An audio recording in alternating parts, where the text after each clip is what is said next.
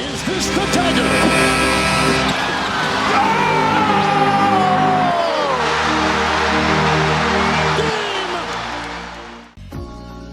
G'day guys, JB here.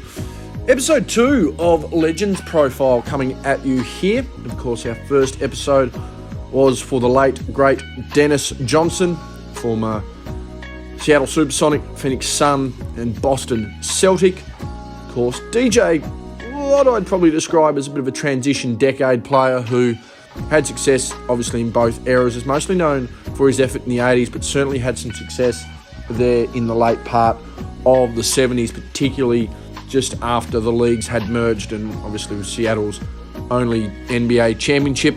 So today I wanted to go with a guy who had all of his success, even though he played in the 80s and the 90s, had all of his success in the 1980s. Of course, that is Dennis Johnson's former teammate at the Boston Celtics, Kevin McHale.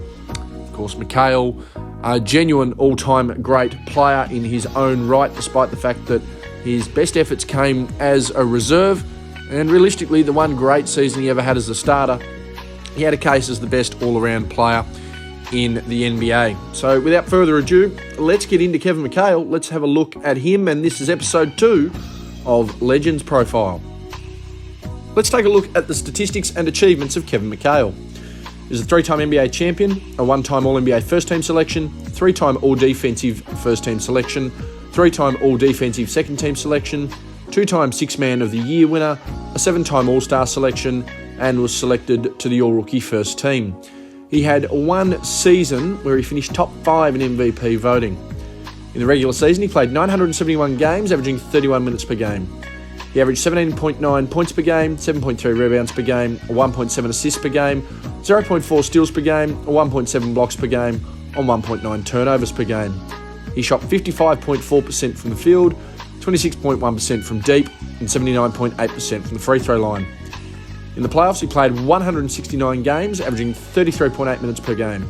He averaged 18.8 points per game, 7.4 rebounds per game, 1.6 assists per game, 0.4 steals per game, 1.7 blocks per game, and 1.9 turnovers per game. He shot 56.1% from the field, 38.1% from deep, and 78.8% from the free throw line. In the NBA Finals, he played 31 games, averaging 32.5 minutes per game. He averaged 17.9 points per game, 7.7 rebounds per game, 1.4 assists per game, 0.3 steals per game, 1.4 blocks per game, and 3.2 turnovers per game. He shot 54.4% from the field. He did not make any of the limited attempts he had from the three-point line in the NBA Finals, and shot 76.8% from the free throw line. Few players have been traded as a future pick and delivered a better career than Kevin McHale. McHale is one of the best examples of a player that could have spent his career as a starter and delivered a first-ballot Hall of Fame career, yet stayed the distance primarily as a reserve and was still a walk-up selection to Springfield. McHale utilised his large frame to dominate the low block in the 1980s, with some of, if not, the best footwork in league history. Not only a genuine offensive threat alongside Larry Bird, McHale delivered a defensive presence both on the glass and in the interior to help deliver the Celtics a decade-long run as the best two-way team of the 1980s. McHale doesn't rank highly on any career leaderboards, and nor do his season-by-season stat lines enamour fans in comparison to other legendary big men. But his ability to produce efficiently on both ends and deliver what his team needed when called upon made him one of the most selfless superstar teammates ever. Much like John Havlicek a generation before and Manu Ginobili a generation after, McHale sacrificed an all-time legendary career had he taken a starring role with another team to garner success. That isn't to say his production levels were terrible. In the annals of Celtic history, he remains 4th in games played, 5th in points, 6th in rebounds, and 2nd in blocks, and 1st in blocks per game. Two things speak of McHale's greatness that can't be measured by numbers: the way in which his teammates and opponents revere him, and the unbelievable ability McHale demonstrated on the low block to score the basketball. Before his career began, his rights essentially belonged to the Boston Celtics. This was a blessing in disguise for McHale, who along with fellow trade piece Robert Parrish would form the best front court in NBA history next to the 1980 Rookie of the Year, Larry Bird. McHale as a rookie proved to be a pivotal spark off the bench for Boston, averaging 10 points a game and providing welcomed relief as the Celtics delivered a 62-win season and their first of 3 championships for the decade. It wasn't an easy championship by any measure. While the Celtics would become deep and revered, this young group of talented players battled the likes of former Eastern Conference finalists the Philadelphia 76ers and the legendary Moses Malone to earn their respect around the league. McHale proved pivotal in both the last 2 series of their championship run, helping Boston back from 3-1 down in the conference finals and earning his stripes on the glass against Malone, one of the best rebounders of all time, in the NBA Finals. With Boston delivering another 60-win season the following year, McHale stepped up his production and efficiency to become the leader of the second unit. Leading the likes of rookie Danny Ainge, Gerald Henderson and veteran ML Carr, McHale showed that not only could he be relied upon for his limited minutes to produce and deliver leadership, but that he was a player that the starting unit could utilise if foul trouble arose. Boston failed to reach the championship round in both 1982 and 83, but McHale showed an ability to raise his game in the postseason and lift when his team needed it. 1983-84 was a year of revenge for both Boston and McHale. With the Celtics bowing out in a sweep in the second round of 1983 and McHale taking a dip in production against the best defensive team in the league, the only thing at the front of their mind was revenge and success. To that point of the decade, the 1983-84 Celtics were the best Boston team to walk on the floor. With the addition of Dennis Johnson from Phoenix and Larry Bird breaking through for the first of 3 consecutive MVP awards, McHale was even more free to play his leading role from the bench. McHale's scoring efficiency and rebounding all improved to what was then career highs.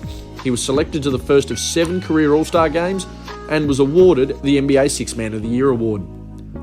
Riding the wave of his regular season, McHale delivered the most consistent postseason of his career to date and proved as crucial a piece to Boston's championship puzzle as MVP Larry Bird and star recruit Dennis Johnson.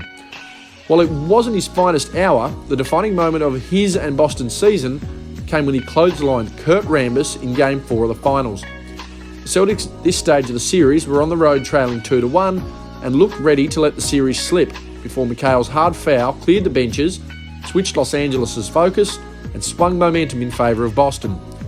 Even back in the 1980s, this was nothing short of a dirty play, and in the modern game would see McHale ejected, heavily fined and heavily suspended. But in the heat of the battle back in the day, competing for a championship, with the sport's 2 most famous franchises reviving both their rivalry and the sport itself, it was just another moment in the timeline. 1984-85 saw McHale once again step up as the league's best 6-man and began to show why, just 2 seasons prior, the New York Knicks were keen to have McHale as their cornerstone. One has to wonder what a New York team of Bill Cartwright, Kevin McHale and Bernard King would have looked like, but one has to consider the fortunes of both Cartwright and King moving forward. It's fair to say that Red Auerbach made the right choice to pressure the Knicks back to rescind their offer sheet. It was at this time, though, that many began to consider McHale as the best power forward in the league, and it was hard to argue. McHale by this point had become so proficient in the low block that his dominance over opposing bigs was known as the torture chamber. His array of footwork, fakes and counters demonstrated not only a high IQ, but his fundamentals and what a skilled big man was like. For my money, only Hakeem Olajuwon and Tim Duncan can be discussed in the same conversation as McHale when it pertains to this. While 1985 saw the Lakers return to championship success off the back of a revived Kareem Abdul-Jabbar, McHale again raised his level of play in the postseason to the point where he was the Celtics' best player in a losing effort. With vengeance in the hearts of all the Celtics, 1985-86 saw McHale deliver to that point what was his finest all-around season from start to finish, complementing a 3-peating MVP Larry Bird en route to arguably the greatest single season by a team ever in a move to the starting lineup. Boston went 67-15 in the regular season, 15-3 in the playoffs, and a combined 50-1 at home in the regular season and playoffs to deliver a resounding championship victory. It can be argued that no team in history has dominated all facets of the season start to finish like this Celtics team, and a major part of that was the presence of McHale on both ends of the floor. After a season in the starting lineup, McHale found himself elevated among the genuine contenders for the NBA's MVP and Defensive Player of the Year awards in 1986-87. Despite a broken foot in March, McHale soldiered through the season to deliver what was to be the best of his career. Earning both All-NBA and All-Defensive First-Team honours, McHale would finish 4th in MVP voting behind Michael Jordan, Magic Johnson and Larry Bird, and finish 5th in Defensive Player of the Year voting, the only player in the league to finish top 5 in both awards that season. This would prove to be too much effort from McHale in the end, however, as injuries and fatigue played a major factor in the Celtics falling short in the NBA Finals. The Celtics would not see the big dance again until 2008, as the remnants of the Celtics that decade continued to push through to the end of the 80s as a playoff team. McHale continued to produce, as did Larry Bird when healthy, but age on the team, hampering injuries and developing opponents proved to be a turning point for the league. McHale would play through to the end of the 1992-93 season, having returned to his six-man role at the start of the 90s as the Celtics looked to usher in a new era of talent. McHale's number was raised to the rafters as one of the best two-way players Boston has ever seen, was named to the NBA's 50th and 75th anniversary teams, and was enshrined as a first-ballot Hall of Famer in 1999.